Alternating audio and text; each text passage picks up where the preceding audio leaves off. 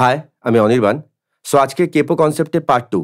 আজকে কেপোকে কিভাবে আমরা ইউজ করব সেটা আমি তোমাদেরকে শিখিয়ে দিচ্ছি। সো আমি আগের ভিডিওতে বলেই দিয়েছি যে কোনো একটা গান জি, ই মাইনর, সি আর ডি তে যদি হয়, তাহলে সেই ভিডিওটা মানে সেই গানটা জি, ই মাইনর, সি আর ডি তে যেটা আছে সেটা যদি কেউ জি শার্পে গাইতে চায়, তাহলে আমরা কি করব?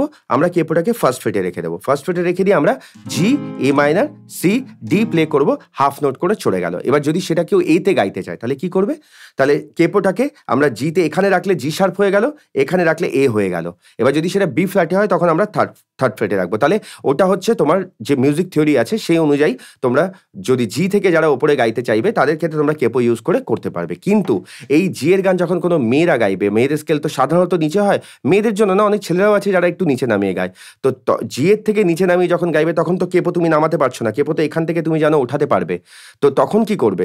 তখন করবে কি, যে করে গাইবে, যে কর্ডে সিঙ্গার গাইতে চাইছে সেটা তোমার ডেডিকেটেড কর্ড। এবার কেপো ইউজ করতে গেলে কি করতে হবে? যদি জি থেকে কেউ গানটা ডি শার্পে গায়, তাহলে চোখ বুঝে আগে তুমি ওই জি থেকে তোমার ডি শার্পের নিচের কোনো একটা কর্ডে আগে ট্রান্সপোজ করে নেবে। ট্রান্সপোজটা কিভাবে করবে? আমি একটা অ্যাজ এন এক্সাম্পল, ডি শার্পের নিচে যে কোনো কর্ড, মানে ডি শার্পের নিচে ডি আছে, সি শার্প আছে, সি আছে, এই যে কোনো একটা কর্ডে তুমি ট্রান্সপোজ করে নিতে হবে। তাহলে আমি একটা এক্সাম্পল দিয়ে দিচ্ছি। জি কে যদি আমরা ট্রান্সপোজ করি 7 ঘর নিচে নামালে জি এর থেকে সেটা আমরা জি যেটা কর্ড বাজছে সেটা হয়ে যাবে সি মেজার হয়ে যাবে, ঠিক আছে? যেটা জি আছে সেটা হয়ে গেল সি মেজার, আর যেটা ই মাইনার বাজাচ্ছি জি মেজারের ক্ষেত্রে, মানে জি স্কেলের ক্ষেত্রে যেটা ই মাইনার বাজাচ্ছি সেটা হয়ে যাবে এ মাইনার, আর যেটা সি মেজার বাজাচ্ছি সেটা হয়ে যাবে এফ মেজার, আর যেটা ডি মেজার বাজাচ্ছি সেটা হয়ে যাবে জি মেজার।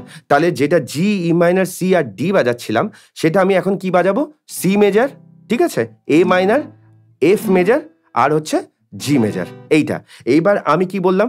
ডি শার্পে করতে চাইছি, তাই এমন একটা কর্ডে নামাবো ডি শার্পের নিচে যে কোনো কর্ডে ট্রান্সপোজ। তাহলে আমি 7 ঘর নামিয়ে আগে ট্রান্সপোজ করে নিলাম। এবার তুমি যদি যে ডি শার্পে গাইছে তার জন্য তুমি কেপোটাকে কোথায় রাখবে যদি হিসাব করি, আমি বলেই দিয়েছি এক এক করে নোট, হাফ হাফ নোট করে চড়বে। তাহলে যে সিতে ছিল আমি যদি এখানে রাখি সেটা হয়ে যাবে সি শার্প ফার্স্ট ফ্রেটে, যদি সেকেন্ড ফ্রেটে রাখি সেটা হয়ে যাবে ডি হয়ে যাবে, আর যদি থার্ড ফ্রেটে রাখি তাহলে যেই সি মেজার তোমরা যেটা শিখেছো, যেটা সি মেজার বাজালাম, এ মাইনার বাজালাম, তারপরে এফ মেজার বাজালাম, জি মেজার বাজালাম, সেটা হয়ে যাবে ডি শার্প।